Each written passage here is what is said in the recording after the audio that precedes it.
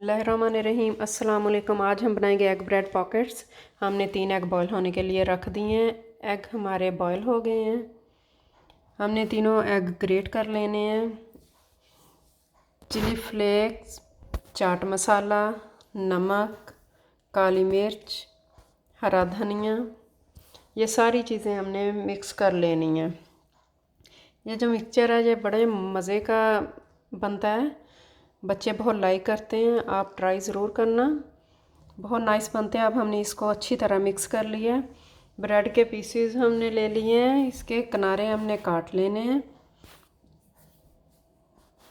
बेलनी के साथ अब हमने इसको फ्लैट कर लेना है। इसके किनारे साइड पे हमने पानी लगा लेना है। पानी लगा के जो हमने अब मिक्सचर रेडी किया है वो इसके मिडल में हमने रख लेना है। मिडल में मिक्सचर रख के फिर हमने इसको अच्छी तरह बंद कर लेना है। मैदे के साथ भी बंद कर सकते हैं, मैंने पानी के साथ इसको बंद किया है। एक एग ले लेना है हमने, इसमें थोड़ा सा दूध डालना है, अच्छी तरह मिक्स करना है। तो फ्राई पैन हमने रख लिया है ऑयल गर्म होने के लिए। ये जो हमने पॉकेट्स बनाई हैं इसको डिप करके एग में वो हमने ऑयल में डाल देनी है। हमने लाइट ब्राउन कलर हमने इसका करना है।